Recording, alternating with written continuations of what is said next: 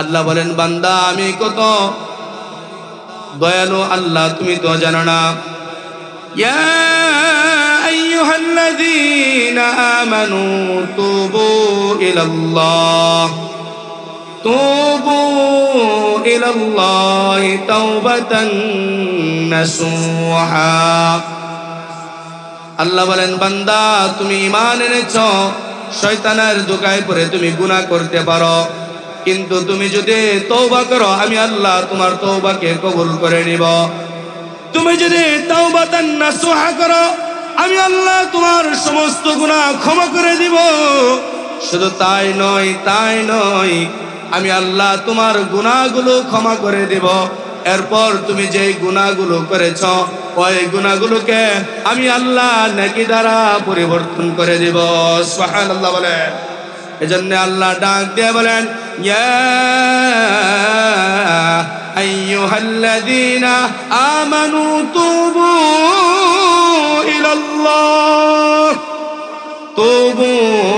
ইলাল্লাহি তাওবাতান নাসুহা। হে ঈমানদাররা শুনো, তোমরা আল্লাহর কাছে তাওবাতান নাসুহা করো। তুমি যদি তাওবাতান নাসুহা করো আমি আল্লাহ তোমার সমস্ত গুনাহ ক্ষমা করে দেব। এজন্য বনী ইসরায়েলের এক যুবক ছিল, গুনাহ করেছিল। কোন সম্প্রদায়ে যখন মানুষ গুনাহ করে ওই গুনার কারণে আল্লাহ আযাব দিয়ে দেন। বনী ইসরায়েলের পাপের কারণে আল্লাহ তাদের মধ্যে আযাব দিয়েছিলেন, বৃষ্টি বর্ষণ হওয়া বন্ধ করে দিয়েছিলেন। বনী ইসরায়েলের নবী হযরত মূসা আলাইহিস সালাতু ওয়াস সালাম তার সম্প্রদায়কে ডাক দিয়ে বললেন, আসো আমরা আল্লাহর কাছে দোয়া করি যেন বৃষ্টি বর্ষণ হয়। এবার মাঠের মধ্যে সকলকে নিয়ে দোয়া করতে থাকলেন। এবার মূসা আলাইহিস সালামকে আল্লাহ জানিয়ে দিলেন, মূসা তুমি দোয়া করতেছো আসমান থেকে বৃষ্টি পড়ার জন্য, তুমি একটা কথা ভালো করে শুনে রাখো, তোমার এই মজলিসের মধ্যে এমন এক বান্দা আছে নাফরমান, সে গুনাহ করেছে, সে জিনা করেছে, সে মদ খায়, সে জুয়া খেলে, সে মানুষের গীবত করে বেড়ায়, এমন কোনো পাপ নাই তার দ্বারা সংগঠিত হয় নাই। ওই বান্দা যতক্ষণ মজলিস থেকে উঠবে না ততক্ষণ আমি বৃষ্টি। নিজের ইমানের তদারকি করা, আমার ইমান কতটুকু আছে, ইমানের সঠিক অর্থ জানা বোঝা, প্রত্যেকটা মুসলমানের এটা দায়িত্ব, কর্তব্য। ইমান যেহেতু হুজুর এই জায়গা থেকে আলোচনা শেষ করছে, আমি অল্প সময় এখান থেকে আলোচনাটা শুরু করছি।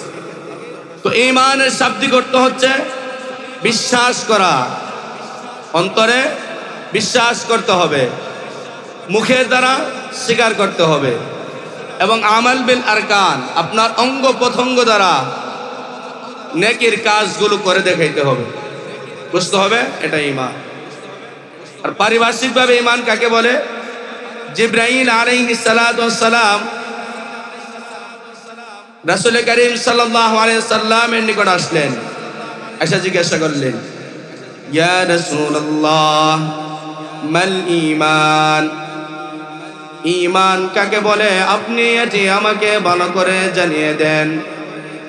এবার আল্লাহ রাসূল সাল্লাল্লাহু আলাইহি ওয়াসাল্লাম বললেন, ঈমান হচ্ছে আন তুমিনা বিল্লাহি ওয়া মালাইকাতিহি ওয়া কুতুবিহি ওয়া রুসুলিহি ওয়াল ইয়াউমিল আখির ওয়াল কদরি খাইরিহি ওয়া শাররিহি মিনাল্লাহি তাআলা ওয়াল বা'সি বা'দাল মাউত। ঈমান হচ্ছে 7টি জিনিসের উপর ঈমান আনা, যেই 7টি জিনিস একটা মুসলমান অন্তরের মধ্যে ধারণ করবে, বুঝতে হবে সে পরিপূর্ণ ঈমানদার হয়েছে। এর মধ্যে 1 নাম্বার হচ্ছে আন তুমিনা বিল্লাহ, আল্লাহর উপর ঈমান আনতে হবে। আল্লাহর উপর ঈমান আনার অর্থ হচ্ছে একথা স্বীকার করে নিতে হবে আমার প্রভু একমাত্র আল্লাহ, আল্লাহ ছাড়া দ্বিতীয় কোনো প্রভু আমার নাই। এই কথাটাই আল্লাহ কোরআনে বলে দিয়েছেন, ওয়া ইলাহুকুম ইলাহু ওয়াহিদ লা ইলাহা ইল্লা হুয়ার রহমান রহমানুর রহিম। আল্লাহ বলেন তোমাদের প্রভু একজন, তিনি ছাড়া কোনো তোমাদের প্রভু নাই, তিনি রহমান, তিনি রহিম। তাহলে বোঝা গেল আল্লাহ কয়জন? সকলে বলেন আল্লাহ কয়জন? আমাদের মালিক কয়জন? অসুস্থতা দেওয়ার মালিক কে? সুস্থতা দানকারীর মালিক কে? অভাব দেওয়ার মালিক কে? আবার অভাব দূর করার মালিক কে? এটা মুসলিম বিশ্বাস করতে হবে, অন্তরে স্বীকার করতে হবে। অন্তরে বিশ্বাস করে মুখের দ্বারা স্বীকার করবে যে আল্লাহ এক, তিনি ছাড়া কোনো মাবুদ নাই, পৃথিবীতে একমাত্র প্রভু তিনি আছেন, তিনি ব্যতীত কোনো প্রভু আমরা মানি না, মানতেও পারি না। লেকিন যারা পৃথিবীতে খোদা দাবি করেছেন তারা টিকতে পারি নাই, দুলিশ্বাত হয়ে গেছে। ফেরাউন খোদা দাবি করেছিল, আল্লাহ শেষ করে দিয়েছে। নমরুদকে শেষ করে দিয়েছে। যুগে যুগে যারা এই দ্বিতীয় খোদা মেনেছে তাদেরকে আল্লাহ সুবহানাহু ওয়া তাআলা লাঞ্ছিত করে, অপমানিত করে পৃথিবী থেকে দুলিশ্বাত করে দিয়েছেন। ঠিক কিনা জোরে কন? তাহলে খোদা মানা যাবে? একমাত্র কাকে মানতে হবে? এটার উপর ঈমান আনতে হবে পরিপূর্ণভাবে। তাহলে আপনি পরিপূর্ণ ঈমানদার হতে পারবেন। ঈমানদার হইছেন, ঈমান আনার পর একটা মানুষের কিছু কাজ আছে কি নাই? অবশ্যই আছে। ঈমান আনার পরে, আল্লাহর উপর বিশ্বাস স্থাপনের পরে একটা মানুষের সবচেয়ে কাজ হলো সে কি করতে হবে? সে আল্লাহর ইবাদত করতে হবে এবং আল্লাহর কাছেই সাহায্য চাইতে হবে। একটা মুসলিম ঈমান আনার পর তার মধ্যে প্রথম কাজ দুইটি: আল্লাহর ইবাদত করা, আল্লাহর কাছে সাহায্য প্রার্থনা করা। এই কথাটাই আমরা প্রতি নামাজেই পড়ি, ইয়্যাকা না'বুদু ওয়া ইয়্যাকা নাস্তাঈন। আমরা বলি, হে আল্লাহ, আমরা আপনার ইবাদত করি এবং আপনার কাছে আমরা সাহায্য প্রার্থনা করি। এটা এমন ভাবে আমরা গুরুত্ব দেই, আমরা সুন্নত নামাজের মধ্যে, সূরা ফাতিহার মধ্যে এই শব্দগুলো বলি, ফরজ নামাজেও এটা বলি, নফল নামাজের মধ্যে এটা বলি, তাহাজ্জুদে দাঁড়িয়ে এটা বলি, আমরা ইশরাকের নামাজে দাঁড়িয়ে সূরা ফাতিহা পড়ি। আমরা বলি, ইয়্যাকা না'বুদু ওয়া ইয়্যাকা নাস্তাঈন। হে আল্লাহ, আমরা আপনার ইবাদত করি এবং আপনারই সাহায্য প্রার্থনা করি। এজন্য রাসূল বলেন, একটা বান্দা ঈমান আনার পরে প্রথম তার কাজ হচ্ছে দুটি: এক নাম্বার আল্লাহর ইবাদত করা, দুই নাম্বার আল্লাহর কাছে সাহায্য প্রার্থনা করা। অসুস্থ দিয়েছেন, দোয়া করতে হবে কার কাছে? জুড়ে বলেন। আবার আল্লাহ পাক অনেক নিয়ামত দান করেছেন, শুকর আদায় করতে হবে কার? শুকর আদায় করতে হবে কার? চিল্লা বলেন, কার থেকে শুকর আদায় করতে হবে? কারণ মুসলিম বিশ্বাস করে আমরা যেই প্রভুকে মানি তিনি ছাড়া আর কোনো আমাদের প্রভু নাই। কারণ ঈমান এনেছি, শক্ত ঈমানদার যে বুলেটের সামনে দাঁড়িয়ে, বেঈমানদের সামনে দাঁড়িয়ে সে স্বীকার করে আমার প্রভু আল্লাহ, আমার জীবন যাইতে পারে, কখনই আমি ঈমান ছাড়তে রাজি হতে পারি না। ঠিক কিনা জোরে কন? এটা ঈমানদারের পরিচয়। যে ঈমান এনেছে তার মধ্যে এটা বুদ্ধমল হয়ে গেছে। এজন্য যুগে যুগে যাদেরকে ঈমান ছাড়া করার জন্য কষ্ট দিয়েছেন তারা পাপিষ্ঠ, অভিশপ্ত, তাদের সামনে দাঁড়িয়ে নিজের জীবন বিলীন করে দিয়েছে, লেকিন ঈমান তারা ছাড়ে নাই। তাকে দেখেন বেলাল রাদিয়াল্লাহু তাআলা আনহুর দিকে ঈমান আনার কারণে কি পরিমাণ কষ্ট তাকে দেওয়া হয়েছে। মরুভূমিতে দুষ্ট ছেলেদেরকে লেলিয়ে দিয়েছে, তার পায়ের মধ্যে রশি বেঁধেছে, হাতের মধ্যে রশি বেঁধেছে, উত্তপ্ত মরুভূমির মধ্যে টেনে হেঁচড়ে শেষ পর্যন্ত বুকের মধ্যে পাথর দিয়ে পাথরের উপর দাঁড়িয়ে বুকের মধ্যে বলেছে, তুমি যদি বাঁচতে চাও তাহলে মুহাম্মদের ধর্ম ছেড়ে দাও, তুমি তোমার আল্লাহকে অস্বীকার করে দাও। বেলাল রাদিয়াল্লাহু তাআলা আনহু উচ্চ কণ্ঠে কথাগুলো বলেছিলেন। এমন বেলালের হাজার জীবন যাইতে রাজি আছে। এমন বেলালের জীবন যদি আল্লাহ 100টা দান করে 100টাই চলে যাবে, তবুও ঈমান ছাড়বো না। ঈমান ধরেছি, ইনশাআল্লাহ। ঈমান নেই, আমি মরবো। ঠিক আছে। করো। বেলাল রাদিয়াল্লাহু তাআলা আনহু এই ঘোষণা দিয়েছেন। এবার সুমাইয়া রাদিয়াল্লাহু তাআলা আনহার দিকে খেয়াল করে দেখেন, মহিলাদের মধ্যে তিনি সর্বপ্রথম শহীদ হয়েছিলেন। সুমাইয়া রাদিয়াল্লাহু তাআলা আনহা ইসলাম গ্রহণ করার কারণে কি পরিমাণ কষ্ট তা সহ্য করতে হয়েছে। রাস্তা দিয়ে ছেলেকে নিয়ে হাঁটতেছেন, এবার আবু জাহেল ধরলেন, এ সুমাইয়া, শুনেছি তুমি নাকি ইসলাম গ্রহণ করেছ, তুমি ইসলাম ছেড়ে দাও, ইসলামকে অস্বীকার করো, তুমি মুহাম্মদের ধর্মকে ছেড়ে দাও, কারণ যদি তুমি না ছাড়ো আজকে তোমাকে শাস্তি ভোগ করতে হবে। ছেলেও সামনে, মাকে এই কথা বলতেছে। সুমাইয়া রাদিয়াল্লাহু তাআলা আনহা জানিয়ে দিলেন, আমার জীবন যাইতে রাজি আছে, আমি ঈমান ছাড়তে রাজি নাই। এবার আবু জাহেল সুমাইয়া রাদিয়াল্লাহু তাআলা আনহাকে গাছের মধ্যে বেঁধে ফেললেন, শরীরের মধ্যে একটা একটা বলম দিয়ে আঘাত করলেন, আঘাত করে করে তার লজ্জা স্থানে পর্যন্ত আঘাত করলেন। জমিনের মধ্যে লুটিয়ে পড়েছে। জমিনের মধ্যে লুটিয়ে পড়ার পর তার পায়ের মধ্যে দুটি রশি বেঁধেছে, দুটি গুড়ার মধ্যে দুটি রশি বেঁধেছে, দুটি গুড়া দুই দিক দিয়ে ছেড়ে দিয়েছে। সুমাইয়া রাদিয়াল্লাহু তাআলা আনহার পা দুটি ছিঁড়ে খান খান হয়ে গেছে। এই অবস্থা দেখিয়ে ছেলেকে বলল, দেখো তোমার মার কি হালত হচ্ছে, তুমিও ঈমান ছেড়ে দাও, তা না হলে তোমারও এরকম কষ্ট ভোগ করতে হবে। এবার সুমাইয়া রাদিয়াল্লাহু তাআলা আনহা ডাক দিয়ে চিৎকার করে বললেন, ছেলে শুনো, আমার এমন জীবন হাজারটা চাইলেও কোনো অসুবিধা নাই, তোমার জীবনও যদি যায় কোনো অসুবিধা নাই, কারণ আমরা যদি সামান্য ঈমান নিয়ে মরতে পারি, সানাজমাউ ফিল জান্নাতি ইনশাআল্লাহ।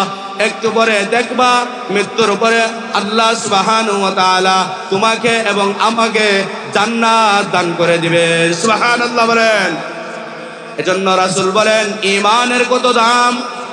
যদি এক জাররা পরিমাণ ঈমান নিয়েও কেউ মরতে পারে, রাসূল বলেন জাররা পরিমাণ ঈমান নিয়ে কেউ মৃত্যুবরণ করেছে, গুনার কারণে তাকে নির্দিষ্ট একটা সময় পরিমাণ তাকে জাহান্নামে জ্বলতে হবে। ওই জাররা পরিমাণ ঈমান থাকার কারণে একদিন না একদিন আল্লাহ তাকে জান্নাত দান করে দিবে। এজন্য রাসূল বলেন, জাররা ঈমানের কারণে যে জান্নাতটা দান করবে, ওই জান্নাতটাও এই দুনিয়ার চাইতে 10টা দুনিয়ার চাইতেও বড় হয়ে যাবে। সুবহানাল্লাহ।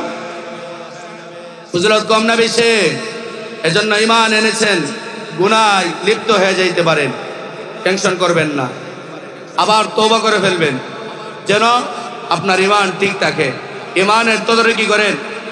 ডাক্তার ইঞ্জিনিয়ার হওয়া ততটা গৌরবের বিষয় না যতটা গৌরবের বিষয় একজন মুসলিমের আমি ঈমানদার, আমি আল্লাহকে ভালোবাসি, আল্লাহকে আমি রব বলে স্বীকার করেছি, আমি হযরত মুহাম্মদ সাল্লাল্লাহু আলাইহি সাল্লামকে নবী বলে মেনে নিয়েছি, আমার রাসূলের উপর যে কিতাব নাযিল হয়েছে আল কোরআন এটা সত্য, এর মধ্যে কোনো সন্দেহ নেই, এগুলো স্বীকার করে একজন ঈমানদার যতটা গৌরবিত হয়, তিনি যতটা নিজের মধ্যে সম্মান বোধ করেন, ডাক্তার হওয়া, ইঞ্জিনিয়ার হওয়া, প্রেসিডেন্ট হওয়া, এমপি হওয়া, মন্ত্রী হওয়া ততটা সম্মানের বিষয় না যতটা সম্মানের বিষয় আমি একজন ঈমানদার, আমি একজন মুসলমান। ঠিক কাজে ঈমান ধরে রাখা যাবে তো ইনশাআল্লাহ।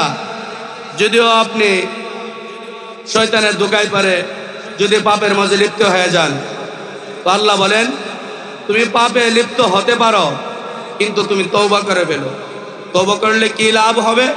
যে তোমার গুনাহ যদি সমুদ্রের ফেনার চাইতেও বেশি হয়ে থাকে, তুমি তওবা করার কারণে আমি আল্লাহ তোমার সমস্ত গুনাহগুলো ক্ষমা করে দিয়েছি। শুধু তাই নয়, আল্লাহ বলেন বান্দা আমি কত দয়ালু আল্লাহ তুমি তো জানো না। ইয়া আইয়ুহাল্লাযীনা আমানু তুবু ইলাল্লাহি তাওবাতান নাসুহা। আল্লাহ বলেন, বান্দা তুমি ঈমান এনেছো, শয়তানের ধোঁকায় পড়ে তুমি গুনাহ করতে পারো, কিন্তু তুমি যদি তওবা করো আমি আল্লাহ তোমার তওবাকে কবুল করে নিব। তুমি যদি তাওবাতান নাসুহা করো আমি আল্লাহ তোমার সমস্ত গুনাহ ক্ষমা করে দিব। শুধু তাই নয়, আমি আল্লাহ তোমার গুনাহগুলো ক্ষমা করে দিব। এরপর তুমি যে গুনাহগুলো করেছো ওই গুনাহগুলোকে আমি আল্লাহ নেকি দ্বারা পরিবর্তন করে দিব। সুবহানাল্লাহ বলেন। এজন্য আল্লাহ ডাক দিয়ে বলেন, ইয়া আইয়ুহাল্লাযীনা আমানু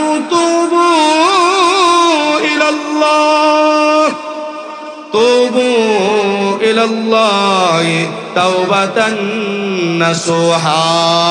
হে ঈমানদাররা শুনো শুনো, তোমরা আল্লাহর কাছে তাওবাতান নাসুহা করো। তুমি যদি তাওবাতান নাসুহা করো আমি আল্লাহ তোমার সমস্ত গুনাহ ক্ষমা করে দেব। এজন্য বনী ইসরাইলের এক যুবক ছিল, গুনাহ করেছিল। কোন সম্প্রদায়ে যখন মানুষ গুনাহ করে ওই গুনার কারণে আল্লাহ আযাব দিয়ে দেন। বনী ইসরাইলের পাপের কারণে আল্লাহ তাদের মধ্যেও আযাব দিয়েছিলেন, বৃষ্টি বর্ষণ হওয়া বন্ধ করে দিয়েছিলেন। বনী ইসরাইলের নবী হযরত মূসা আলাইহিস সালাতু ওয়াস সালাম তার সম্প্রদায়কে ডাক দিয়ে বললেন, আসো আমরা আল্লাহর কাছে দোয়া করি যেন বৃষ্টি বর্ষণ হয়। এবার মাঠের মধ্যে সকলকে নিয়ে দোয়া করতে থাকলেন। এবার মূসা আলাইহিস সালামকে আল্লাহ জানিয়ে দিলেন, মূসা তুমি দোয়া করতেছো আসমান থেকে বৃষ্টি পড়ার জন্য, তুমি একটা কথা ভালো করে শুনে রাখো, তোমার এই মজলিসের মধ্যে এমন এক বান্দা আছে নাফরমান, সে গুনাহ করেছে, সে জিনা করেছে, সে মদ খায়, সে জুয়া খেলে, সে মানুষের গীবত করে বেড়ায়, এমন কোনো পাপ নাই তার দ্বারা সংগঠিত হয় নাই। ওই বান্দা যতক্ষণ মজলিস থেকে উঠবে না ততক্ষণ আমি বৃষ্টি বর্ষণ করব না। এবার মূসা আলাইহিস সালাতু ওয়াস সালাম ডাক দিয়ে তার সম্প্রদায়কে বলে দিলেন, শুনো শুনো, আমাদের মধ্যে একটা পাপী রয়েছে, সে যতক্ষণ উঠবে না ততক্ষণ আল্লাহ বৃষ্টি দিবে না। কে সেই পাপী? এখান থেকে উঠে যাও, আমাদেরকে বৃষ্টির ব্যবস্থা করে দাও। এবার পাপীটা মনে মনে বসে বসে বলে, হায় আল্লাহ, হায় আল্লাহ, আপনার নবী বলেছেন আপনার নাম নাকি রহমান, আপনার নাম নাকি রহিম। ও আল্লাহ, দুনিয়াতে এত গুনাহ করেছি, আপনি প্রকাশ করেন নাই, ইজ্জত সম্মান রেখেছেন। আজকে যদি এই মজলিস থেকে আমি উঠি তাহলে আমার সম্মান নষ্ট হয়ে যাবে, আমার ইজ্জত নষ্ট হয়ে যাবে। ও আল্লাহ, এতদিন যে গুনাহগুলো আপনি লুকিয়ে রেখেছেন, আজ আপনি আমার গুনাহগুলো লুকিয়ে রাখেন। আমি তওবা করতেছি, আজকের পর থেকে আর কোনোদিন আমি গুনাহ করব না। এরকম বলার কারণে তওবা করার সাথে সাথে আল্লাহ আসমান থেকে বৃষ্টি বর্ষণ করে দিয়েছে। এবার মূসা আলাইহিস সালাতু ওয়াস সালাম আল্লাহকে ডাক দিয়ে বললেন, ও আল্লাহ, আপনি তো বলেছিলেন যতক্ষণ পর্যন্ত পাপী বান্দা উঠবে না ততক্ষণ পর্যন্ত আপনি বৃষ্টি দিবেন না। এখান থেকে কেউ উঠে নাই, তাহলে বৃষ্টি কেন দিলেন? আল্লাহ বলেন, মূসা তুমি তো জানো আমার নাম রহমান, আমার নাম রহিম।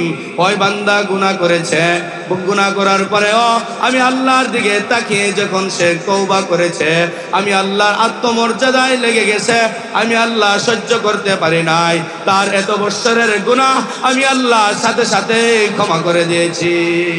সুবহানাল্লাহ বলেন, যারা বলেন সুবহানাল্লাহ। তাহলে তওবা করতে রাজি আসেনি, ঈমান ধরে রাখতে রাজি আসেনি। এজন্য ঈমান বড় দামি জিনিস। ঈমান যার মধ্যে আছে আল্লাহ তারে অপরন্ত নিয়ামত দান করেছে। ঈমান যার মধ্যে আছে সে অমূল্য সম্পদ পেয়েছে।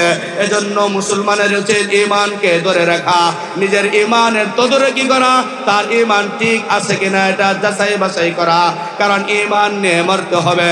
যারা ঈমান নিয়ে মরেছে আল্লাহ সুবহানাহু ওয়া তাআলা একদিন না একদিন তাদেরকে জান্নাত দান করার ঘোষণা দিয়েছে। মান ক্বালা লা ইলাহা ইল্লাল্লাহ রাসূল বলেন, যে বলেছেন লা ইলাহা ইল্লাল্লাহ দাখালাল জান্নাহ, আল্লাহ সুবহানাহু ওয়া তাআলা তাকে জান্নাতের মধ্যে প্রবেশ করে দিবে। সুবহানাল্লাহ বলেন। তাহলে ঈমান ধরে রাখবো তো ইনশাআল্লাহ। ঈমানের আরেকটি সবচেয়ে বড় বিষয় হচ্ছে, যত বাধা আসুক, যত বিপদ আসুক, বুলেটের সামনে দাঁড়াতে রাজি, ঈমানের জন্য আমরা ফাঁসির মঞ্চে যেতে রাজি আছে ইনশাআল্লাহ। কোনোদিন ঈমান আমরা ছাড়বো না।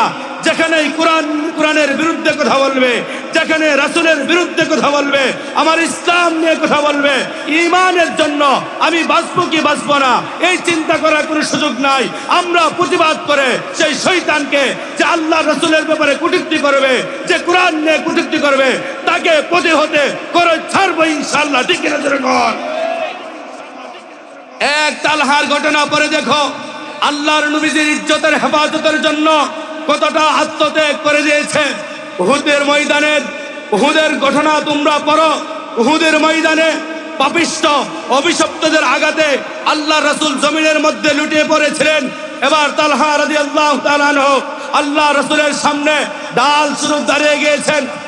পাপিষ্ঠদের ডান দিক থেকে তীর আসে, তালহা নিজের গায়ে লাগিয়ে নেই। বাম দিক থেকে তীর আসে, তালহা নিজের গায়ে লাগিয়ে নেই।